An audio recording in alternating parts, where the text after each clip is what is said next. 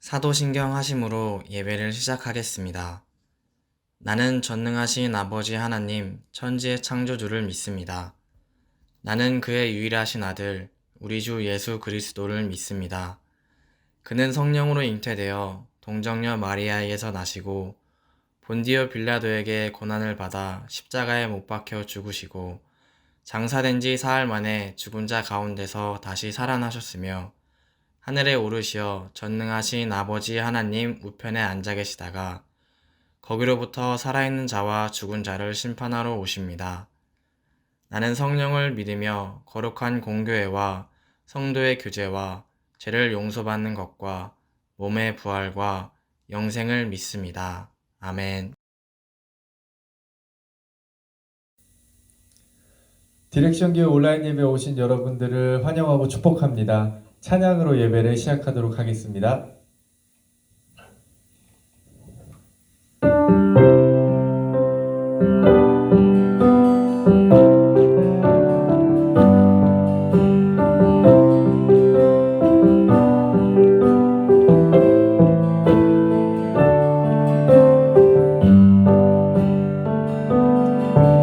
세상의 유혹 시험이 내게 몰려올 때에 나의 힘으론 그것들 모두 이길 수 없네. 거대한 폭풍 가운데 위축된 나의 영혼 어찌할 바를 몰라 헤매이고 있을 때 거짓과 속임수로 가득 찬 세상에서 어디로 갈지 몰라 머뭇거리고 있네. 공중의 권세 잡은 자 지금도 우리들은 실패와 절망으로 넘어뜨리려 하네. 주를 찬양 손을 들고 찬양 전쟁은 나에게 속한 것 아니니. 주를 찬양 손을 들고 찬양 전쟁은 하나님께 속한 것이니. 주위를 둘러보면 아무도 없는 듯 믿음의 눈을 들면 보이는 분 계시네. 지금도 내 안에서 역사하고 계시는 사망과 어둠의 권세 물리치신 예수님. 주를 찬양 손을 들고 찬양 전쟁은 나에게 속한 것 아니니. 주를 찬양 손을 들고 찬양 전쟁은 하나님께 속한 것이니. 주를 찬양 손을 들고 찬양 전쟁은 나에게 속한 것 아니니. 주를 찬양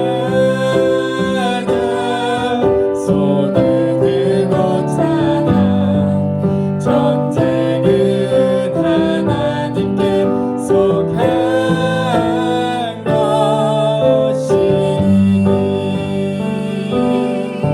전쟁은 하나님께 속한 것이니.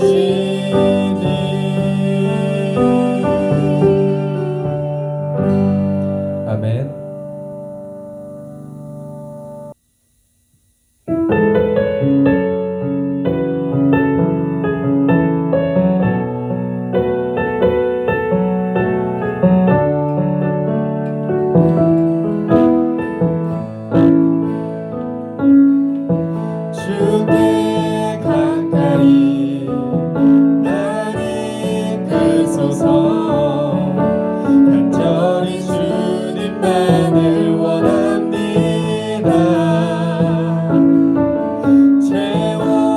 채워주소서.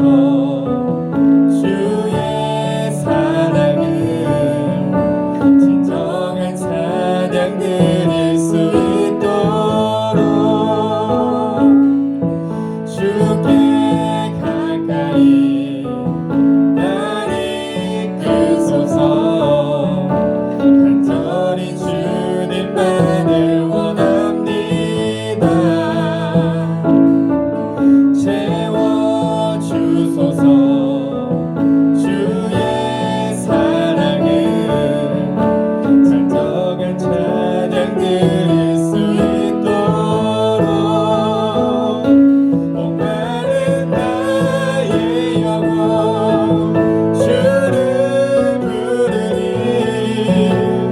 나의 맘 만져 주소서. 주님만을 원합니다. 더 원합니다. 나의 맘 만져 주소서. 주께 가까이 날 이끄소서.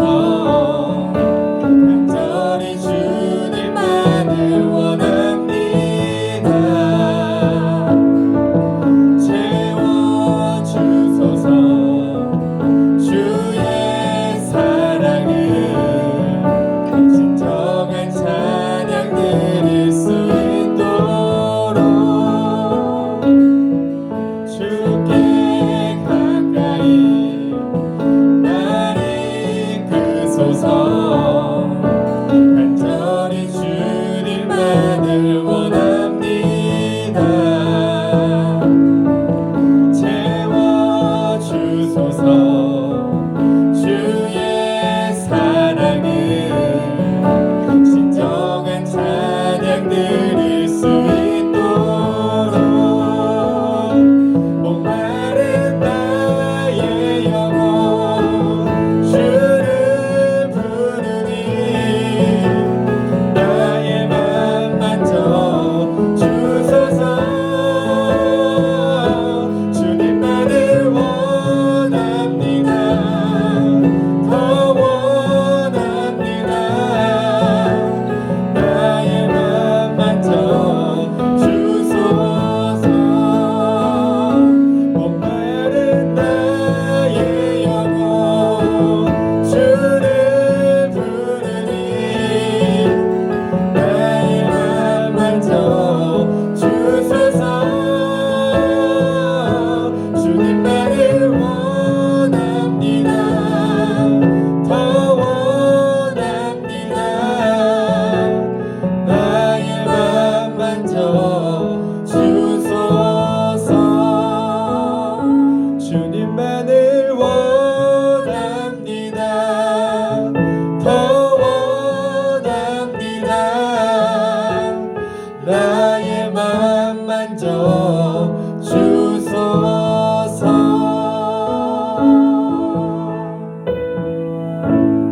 아멘.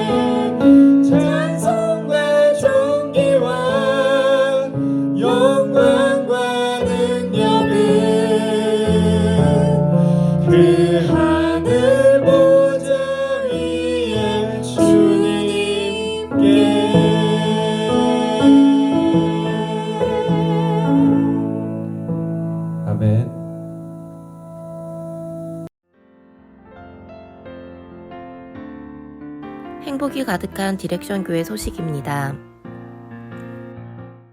디렉션 교회는 오직 하나님 말씀의 방향을 향하여 모두가 함께 걸어갑니다. 말씀이 우리의 삶의 뉴노멀이 되도록 최선을 다하는 교회입니다. 디렉션 교회 주일 예배에 참여하신 분들을 주님의 이름으로 환영하고 축복합니다. 주정부 방침에 따라 코비드-19의 상황이 호전되기 전까지 주일 예배는 계속해서 온라인 예배로 진행됩니다. 시간은 주일 오전 11시입니다. 유튜브에서 디렉션 교회를 검색하시고 구독해 주시기 바랍니다. 온라인 예배 에티켓을 지켜주세요. 예배는 10분 전까지 단정한 복장으로 준비해 주세요. 예배에 집중할 수 있는 환경을 선택하시고 성경책을 준비해 주시기 바랍니다. 소그룹 모임은 계속해서 온라인으로 진행됩니다. 말씀과 삶을 함께 나누는 은혜로운 교제의 시간이 되길 바랍니다. 포스트 크리스텐덤이란 주제로 수요 성경 공부가 온라인으로 진행 중입니다. 단회적 참석도 누구나 가능합니다. 교회의 영향력이 상실된 사회 속에서 참된 교회와 그리스도인이 되기를 소망합니다. 헌금은 이트랜스퍼를 통해 하시길 바랍니다. 이메일 주소는 churchdirection@gmail.com입니다. 코로나 바이러스 확산 방지를 위해 안전수칙을 잘 지켜주시며 계속해서 기도하시기 바랍니다. 하나님의 위로하심과 보호하심이 모든 성도들 가운데 함께 하시길 기도합니다. 감사합니다.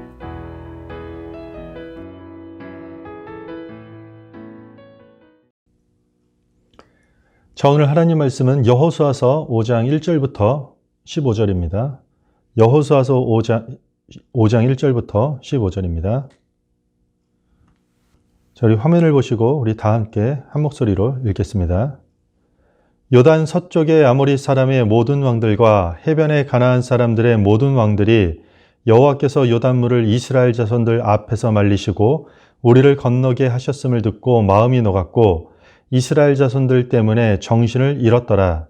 그때 여호와께서 여호수아에게 이르시되 너는 부싯돌로 칼을 만들어 이스라엘 자손들에게 다시 할례를 행하라 하시매 여호수아가 부싯돌로 칼을 만들어 할례산에서 이스라엘 자손들에게 할례를 행하니라.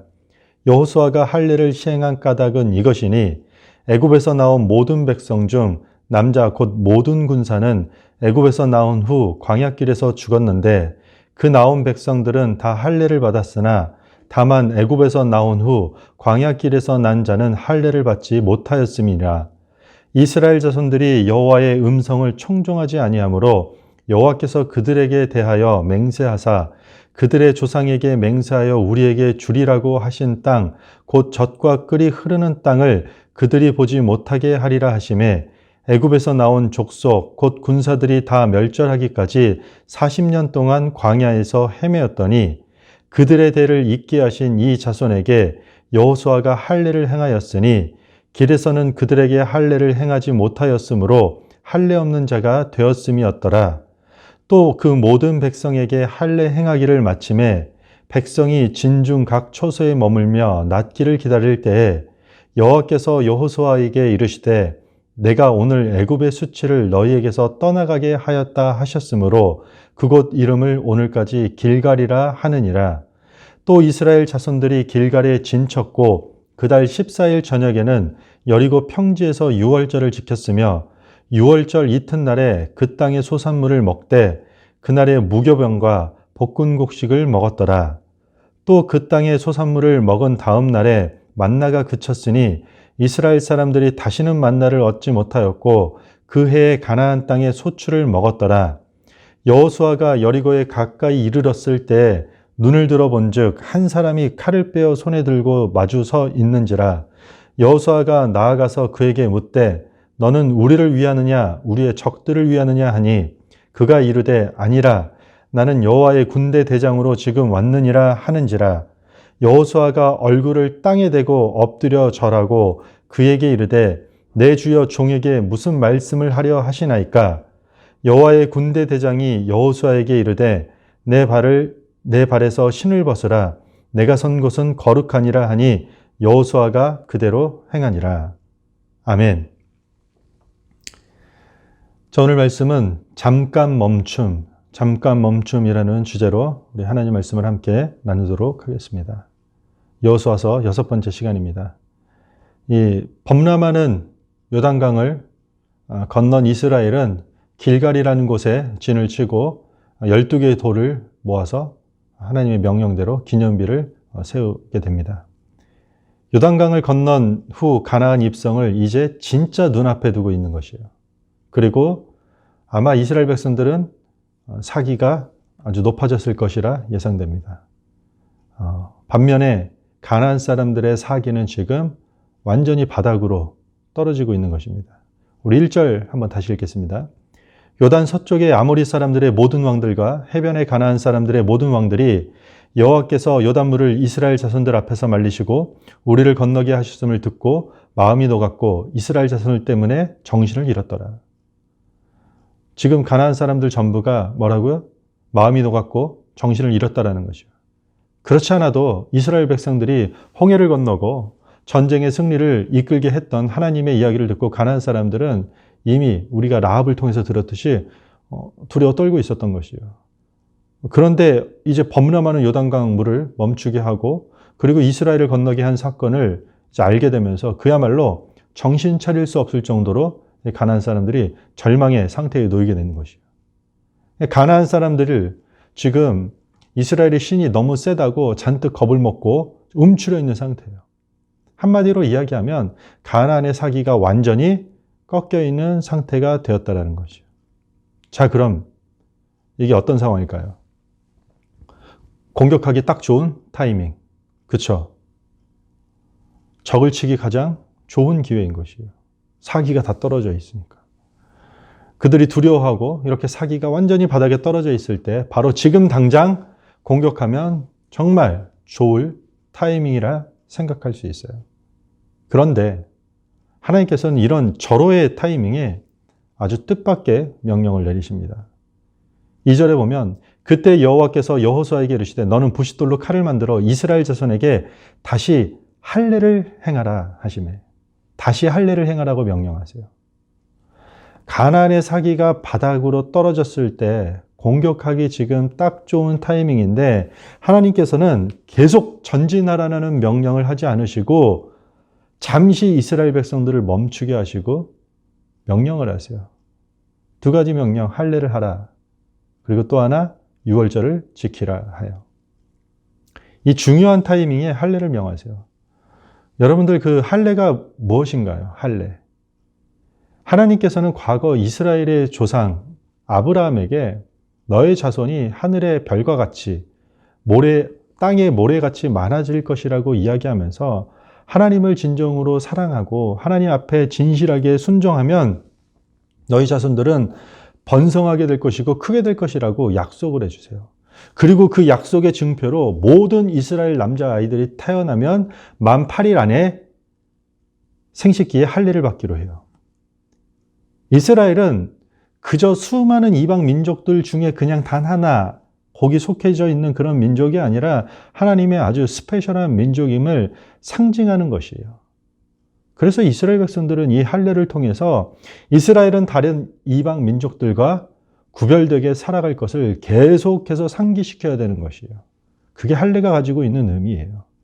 그런데 이스라엘은 애굽에서 나오면서 할례를 행했지만 광야를 돌면서 할례를 행하지 못하게 돼요. 4절부터 7절 보면 여호수아가 할례를 시행한 까닭은 이것이니 애굽에서 나온 모든 백성 중 남자 곧 모든 군사는 애굽에서 나온 후 광야길에서 죽었는데 그 나온 백성은 다 할례를 받았으나 다만 애굽에서 나온 후 광야길에서 난 자는 할례를 받지 못하였음이라. 이스라엘 자손들이 여호와의 음성을 청종하지 아니하므로 여호와께서 그들에게 대하여 맹세하사 그들의 조상들에게 맹세하여 우리에게 주리라 하신 땅 곧 젖과 꿀이 흐르는 땅을 그들이 보지 못하게 하리라 하시매 애굽에서 나온 족속 곧 군사들이 다 멸절하기까지 40년을 광야에서 헤매었더니 그의 대를 잇게 하신 이 자손에게 여호수아가 할례를 행하였으니 길에서는 그들에게 할례를 행하지 못하였으므로 할례 없는 자가 되었음이 어떠라. 아멘. 이스라엘 백성들은 애굽의 노예로 살면서도 400년 동안 할례는 계속 해왔어요. 그런데 그들이 광야에 나와서 가데스 바네아에서 12명의 정탐꾼이 가나안을 정탐하고 와요. 여호수아와 갈렙을 제외한 10명의 정탐꾼들이 악평을 하죠. 그리고 온 백성이 그 악평을 듣고 통곡하고 원망하기 시작해요. 결국 그 일 때문에 출애굽한 1세대들은 광야를 40년간 돌게 되면서 가나안에 들어가지 못하게 돼요. 그리고 그 과정 가운데, 그 40년이라는 시간 가운데 이 광야에서 태어난 이 출애굽 2세대는 40년 동안 광야에서 할례를 받지 못하게 돼요. 이유가 뭘까요? 할례는 하나님의 백성이라는 특별한 축복의 상징이에요. 그런데 그 상징을 이스라엘 백성들이 거절했기 때문에 중단되게 됐던 것이죠. 그런데 지금 하나님께서 이스라엘 백성들에게 다시 할례를 시행할 것을 명령하세요. 2절에 보면 다시 할례를 시행하라고 명령했어요. 무슨 뜻인가요?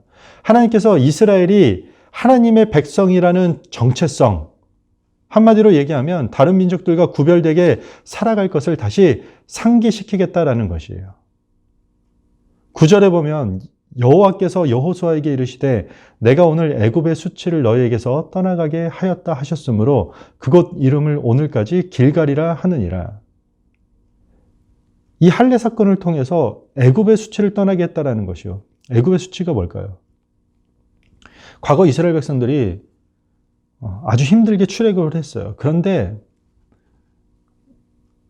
40년이라는 시간 동안 이스라엘이 광야에서 방황하는 것을 애굽 사람들이 보면서 비웃고 조롱했던 것이요. 그 수치를 이제 하나님께서 없애겠다라는 것이요. 수치와 조롱을 이제 하나님의 영광으로 바꾸겠다라는 하나님의 사랑이 담겨 있는 의미가 있는 것이요. 할례를 하라고, 거행하라고, 시행하라고 명령을 하시고, 그리고 그 다음에 유월절을 행하게 해요. 길갈이라는 곳에서 할례를 행했어요. 그리고 이제 그 길갈, 요단강 건넌 사건의 기념비를 세웠던 그 길갈이라는 곳에서 유월절을 이제 행하게 돼요. 유월절도 마찬가지예요. 출애굽한 이후에 그 다음에만 유월절을 지키게 되고 광야 생활할 때 지키지 못해요. 유월절은 할례를 받은 사람들만 참여할 수 있어요. 그러니까 당연히 광야 생활에서 할례를 행하지 않았기 때문에 유월절은 지킬 수 없었던 것이에요. 유월절은 애굽에서 해방된 것을 기념하는 것이에요. 그렇죠. 우리가 그 정도는 알고 있어요. 문설주의 어린 양의 피를 바른 사건을 통해서 민족의 해방을 이루게 된 것을 감사하고 기념하는 것이요. 그리고 그 어린 양의 피가 훗날 예수 그리스도의 보혈을 상징하는 이야기 중에 하나예요. 마치 우리가 성찬식과 같은 원리예요. 십자가 사건 기념하고 구원의 은혜를 확인하고 감사하기 위해서 성찬을 거행하잖아요. 이 길갈에서 지금 할례 그리고 유월절을 행하였고, 그리고 거기서 이스라엘 백성들의 40년간 주식이 되었던 새벽마다 내려왔던 그 만나가 멈추게 돼요. 우리 11절부터 12절 읽겠습니다. 유월절 이튿날에 그 땅의 소산물을 먹되 그날에 무교병과 볶은 곡식을 먹었더라.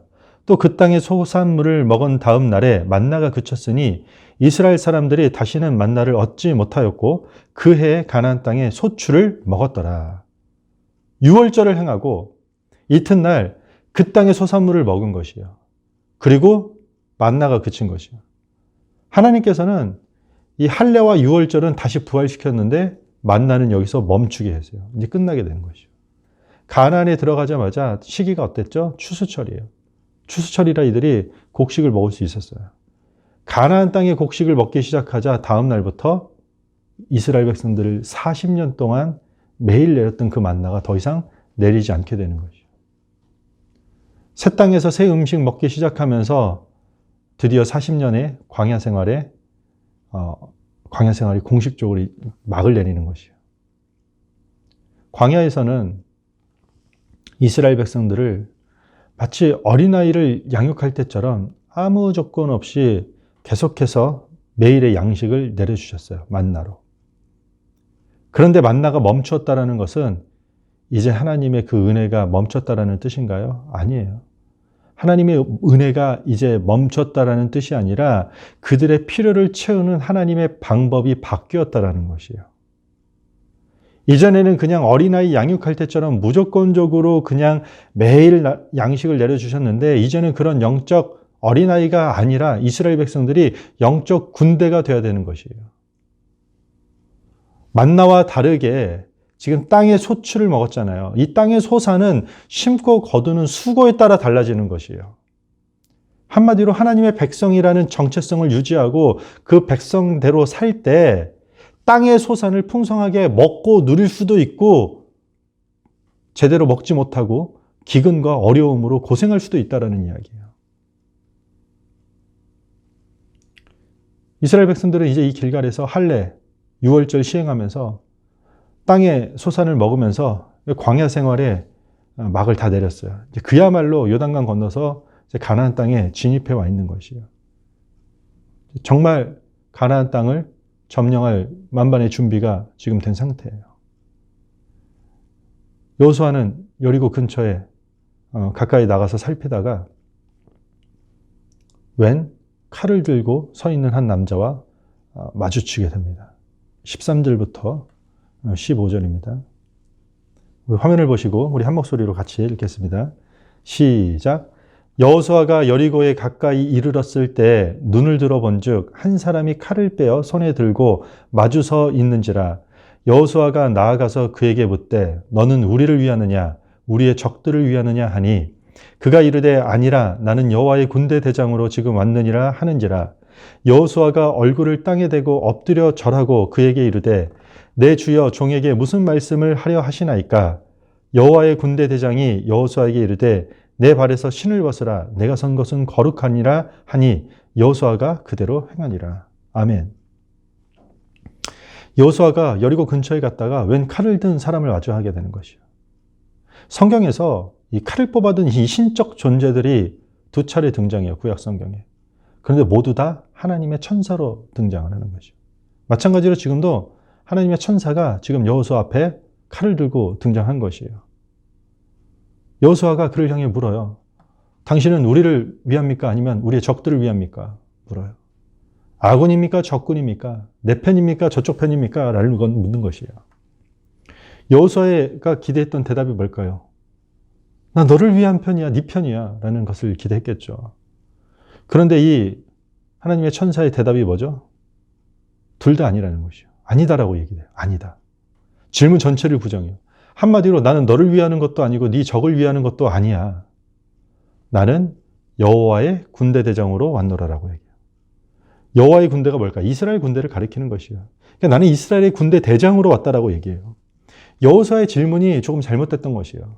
아군이냐 적군이냐라는 질문에 이 군대 대장은 뭐라고 얘기한다고요? 나는 네 편도 아니고 쟤네 편도 아니고 하나님의 군대 대장이라는 전혀 다른 대답을 하게 되죠. 왜 그렇죠?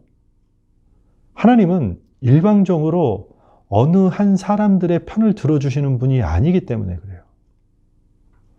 하나님은 인간이 마음대로 부릴 수 있는 그런 요술방망이가 아니라는 것이에요.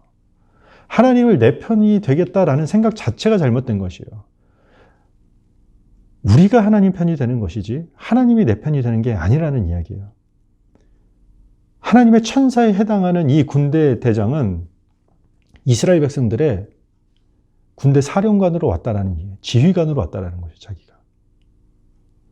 여호와의 군대 대장으로 왔다라는 것은 이스라엘을 앞서서 전쟁을 이끌어 가겠다라는 것을 의미하는 것이요.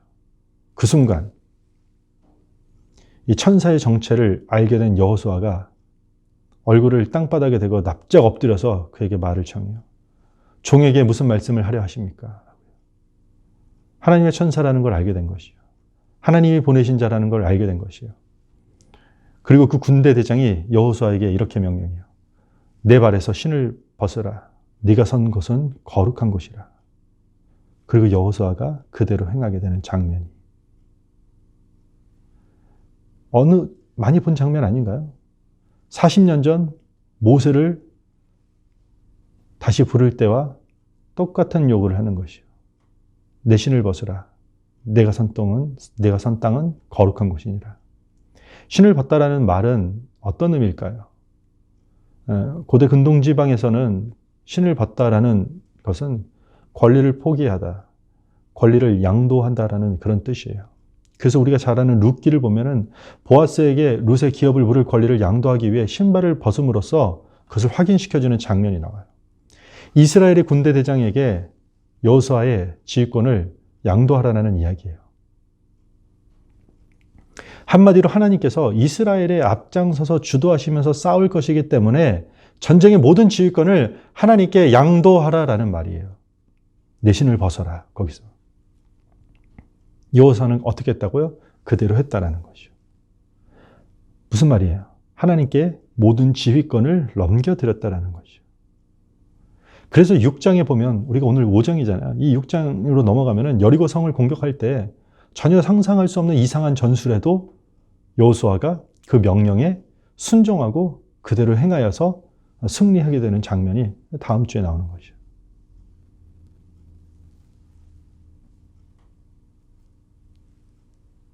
할례가 뭐라고 그랬죠, 아까? 할례는 하나님의 택한 백성임을 확인하는 것이에요. 하나님과 이스라엘의 관계를 확인하는 예식이라는 이야기예요. 유월절도 의미는 다르지만 비슷한 성격을 갖고 있어요. 애굽에서의 해방, 구원받은 하나님의 백성임을 기억하고 기념하는 절기예요.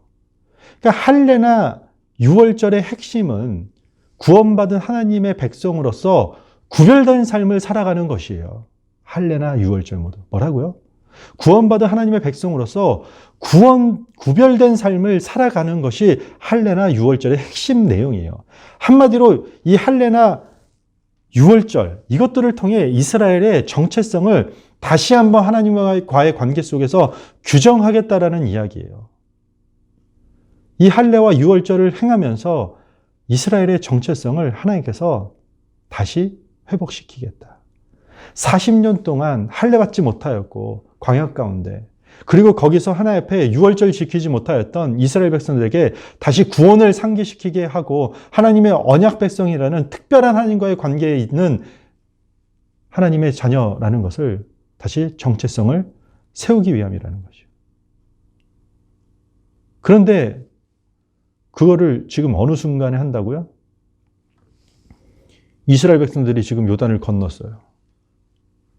차라리 요단 건너기 전에 3일 머물 때 했으면 참 좋지 않을까 이렇게 생각되잖아요. 그런데 요단을 건넜어요. 그럼 무슨 말이에요? 지금 이제 강도 없고 바로 적군이에요, 눈앞에. 가나안이 뭐 환영하고 있을까요, 지금? 그렇지 않아요. 바로 적군이에요. 물론 그들의 사기가 지금 바닥에 떨어져 있을 때요. 그러면은 계속해서 전진해야 될 타이밍이에요. 처붓으로 들어가야 될 절호의 찬스예요. 그런데 지금 할례를 행하게 되면 회복될 때까지 최소한 4일, 길면 일주일이라는 시간이 걸려요. 그런데 만약에 이 시기에 가나안 적들이 쳐들어오기라고 하면 진짜 꼼짝 못하고 당할 수밖에 없는 상황이에요. 이 적을 눈앞에 두고 할례를 행한다라는 것은 어쩌면 정말 무모한 일이고 아주 위험한 일이 될 수 있는 일이에요. 그럼에도 불구하고 하나님은 적군을 향해 전진하라는 명령이 아니라 할례를 행하라고 명령을 하세요. 속력을 내서 전진해야 될 시간에 오히려 잠시 멈추라고 이야기하는 것이에요. 하나님 참 특이하시죠. 우리가 신앙생활하다 보면 하나님께서는 우리가 생각하는 그 합리적인 환경과 전혀 다른 걸 요구할 때가 있어요. 지금은 이걸 할 때인데 오히려 다른 걸 요구할 때가 있어요. 우리는요, 상당히 제한된 시간 안에 해야 할 일이 너무 많은 시대에 살고 있어요. 바쁜 현대인의 삶이 특징인 것 중에 하나인 것 같아요. 많은 양의 일을 제한된 시간 안에 해결하려면 당연히 속도가 중요해요. 그렇죠. 빨리빨리 해야 돼요. 한마디로 시간이 금이에요. 우리는 너무 많은 일들을 제한된 시간 안에 헤쳐내야 돼요. 해결해내야 돼요. 21세기 현대인들에게 허송세월할 시간이 없을 정도로 우리는 바쁜 세상 가운데 살고 있어요. 그런데 오늘 말씀을 보면 하나님은 우리 눈앞에 놓인 시급한 일들보다 더 중요한 일들이 있으니 잠깐 멈춰서 세울 필요가 있다라고 이야기하는 것이에요. 우리가 보기에는 지금 멈출 타이밍이 아니에요. 이스라엘 백성들이 지금 요단도 건넜겠다, 그들의 사기도 떨어졌겠다, 멈춰서 지금 이렇게 할 때가 아니라 공격해서 들어갈 아주 적절한 타이밍이에요. 우리도 너무 바쁜 시대 속에서 살다 보면은 멈출 때가 아니에요, 지금은. 일해야 되고, 공부해야 되고, 준비해야 되고, 더 급한 일들이 눈앞에 수도 없이 펼쳐져 있어요. 지금 멈출 타이밍이 아니에요. 어쩌면 이런 상황에서 정체성을 회복한다라는 뭐 이런 이야기들은, 이런 명령들은 그때나 지금이나 너무 지금 내가 처한 상황과 지금 21세기 우리가 처하고 있는 이 환경과 너무 맞지 않는 다소 부적절한 명령같이 느껴지는 것이에요. 하나님 왜 이러시나? 지금이 상황 판단이 안 되시나? 1시간이라도 더 일해서 돈 벌어야 될 타이밍인데 잠깐 멈춰서서 예배하라고 얘기하는 거죠. 중요하고 시급한 일들이 눈앞에 잔뜩 펼쳐져 있는데 잠깐 멈춰서서 하나님께 기도하라고 하는 것이에요. 그럴 때가 아닌데 지금. 하나님께서 여러분들 하나님이 가나안을 치시는 일이 뭐 일일까요? 엄청난 하나님의 입장에서 준비해야 될 일들일까요? 아니에요. 하나님이 가나안을 정복하는 것은 하나님의 입장에서 그 일도 아니에요, 일도. 뭐 몇 초가 뭐예요? 시간이 안 걸리는 일이에요.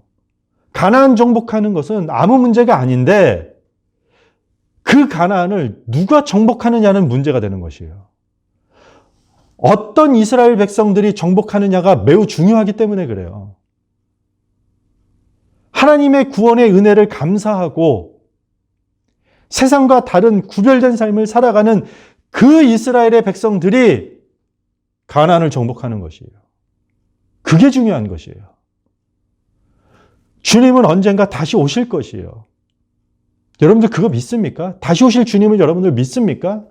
이 땅에 왜곡되고 뒤틀린 것들은 다시 예수님께서 다시 오셔서 다 회복시킬 것이에요. 불의한 자들은 심판하시고 의로운 자들은 구원하실 것이에요. 이 땅을 심판하고 그리고 구원하시는 것은 하나님의 입장에서는 아무 문제가 아닌데 누가 심판받고 누가 구원받느냐라는 것이에요. 과연 우리가 어떤 그리스도인이 되냐라는 것이에요. 구원의 하나님의 은혜를 감사해야 하는 그리스도인인가요? 공의의 하나님을 기대하는 소망의 그리스도인인가요? 여러분들은 어떤 그리스도인인가요? 주님이 언젠가 모든 것을 다 이루실 텐데 불의한 것들을 심판하시고 의로운 것들을 회복시키는 그런 일들을 주님께서 다 하실 텐데 우리는 어떤 그리스도인이냐는 것이에요. 우리의 정체성이 뭐냐라는 것이에요. 우리는 밥도 먹고 잠도 자고 일도 하고 연애도 하고 결혼도 해야 되고 자녀도 낳아야 되고 가정도 돌보고 인맥 관리도 해야 되고 그리고 그 와중에 우리는 여행도 해야 돼요. 취미 생활도 해야 돼요. 너무 바빠요. 할 일이 많아요.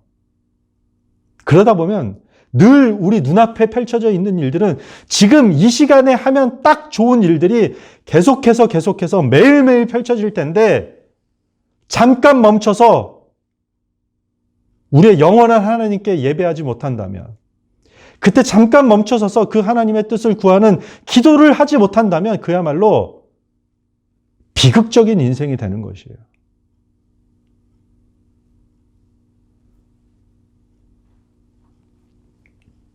부디 하나님 앞에서 신을 벗길 바랍니다. 우리가 선 땅, 우리가 선 삶의 현장이 거룩한 곳이니까 모든 삶의 지휘권을 부디 하나님께 양도하시기 바랍니다. 그게 진짜 그리스도인이 사는 길이에요. 하나님께서 다 이루시기 때문에 그리고 앞으로 다 하시기 때문에 불의한 것이나 의로운 것이나 억울한 것이나 억눌린 것이나 뒤틀린 것이나 다 하나님께서 온전하게 만드실 계획과 섭리를 가지고 이루실 것이기 때문에 우리는 우리 모든 삶의 지휘권을 하나님 앞에 양도할 필요가 있다는 것입니다. 그게 그리스도인의 삶이에요. 이스라엘 백성들이 여리고를 치기 전에 가장 필요했던 것이에요. 우리의 삶의 모든 시급한 일들과 계획들에 하나님을 어떻게 해서든지 내 편으로 끌고 와서 내 삶의 시급한 일들, 문제들, 이거 해결하기 위한 요술방망이 같이 하나님을 그런 일들에 내 눈앞에 펼쳐진 일들, 문제 해결을 위해서 하나님을 마음대로 부리려는 그런 기이한 시도를 하지 않는 여러분들이 되길 바랍니다. 중세시대 십자군 전쟁의 문제가 뭐였나요? 외부에 있는 적들 죽이려고 그들하고 싸우려고 혈안이 돼서 200년이 넘는 세월을 흘려보냈잖아요. 그리고 그 200년이라는 시간 동안 정작 내부의 적들, 중세 교회 안에 넘실대고 있던 그 불의한 죄악의 문제들과는 전혀 싸우지 못했던 것이에요. 하나님을 내 편으로만 부리려고 했던 것이 가장 큰 문제였다라는 것이죠. 잠깐 멈춰서서 신을 벗고 하나님의 인도하심을 구하였다면 그런 어두운 역사는 조금 바뀌지 않았을까라는 생각이 듭니다. 우리가 신앙생활 하면서 그리스도인들이, 바쁜 현대인들이 잠깐 멈추는 이유는 속도의 문제를 해결하기 위함이 아니라 바른 방향을 잡기 위함입니다. 왜냐하면 하나님에게는 우리의 영적 방향이 훨씬 더 중요하기 때문이에요. 하나님이 여리고 치는 건 일도 아닌데 하나님께서는 우리의 신앙의 정체성, 하나님과 어떤 관계 속에서 어떤 영적인 방향을 갖고 있느냐가 너무 중요하기 때문에 하나님의 크신 사랑과 우리를 향하신, 이처럼 우리를 사랑하신 하나님의 은혜가 녹아 들어가 있다는 그 사실을 우리가 잊지 않기를 바랍니다.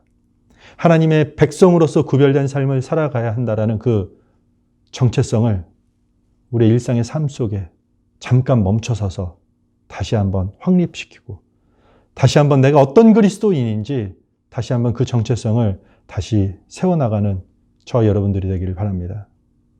2021년입니다. 우리는 참 바쁜 시대를 살아가고 있는 것 같습니다. 바쁘잖아요. 안 바쁜 사람이 어디 있어요? 처리해야 되는 시급한 일들이 너무 많은 일들 가운데 모두가 살아갈 것이라고 예상됩니다. 그런데 아무리 속도를 내야 될 타이밍이라 할지라도, 아무리 그 일들을 처리해야 할 절호의 타이밍이라 할지라도 하나님과의 관계의 재정립, 그리스도인의 정체성이 더 중요하다는 사실을 잊지 않고 명심하는 저와 여러분들이 되기를 소원합니다. 그때 잠깐 멈춰서서 해야 될 일들이 많이 있을지라도, 지금은 이것을 해야 될 절호의 타이밍이라 할지라도 그때 잠깐 멈춰서서 하나님께 기도하고 말씀을 날마다 묵상할 수 있는 교회와 그런 성도가 될 수 있는 한 주가 되기를 주님의 이름으로 축복합니다. 우리 다 같이 찬양하겠습니다. 주께 가까이, 주께 가까이 우리 함께 찬양하겠습니다.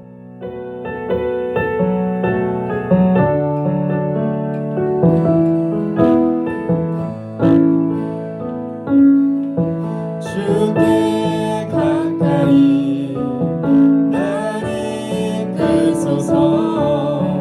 간절히 주님만을 원합니다. 채워주소서. 주의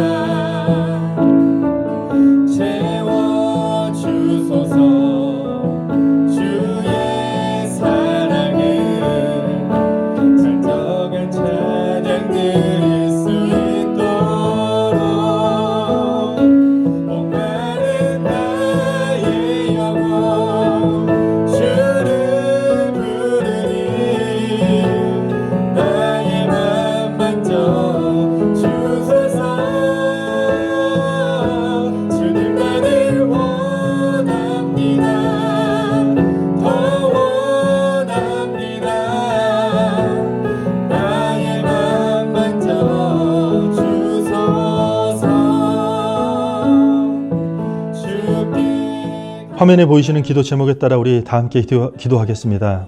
하나님, 우리가 속도를 내는 삶 가운데 살다 잠깐 멈춰서서 기도와 말씀으로 우리 궁극적인 삶의 방향을 점검할 수 있는 성도가 될 수 있도록 인도하여 주시옵소서. 우리 다 같이 각자의 자리에서 함께 기도하겠습니다.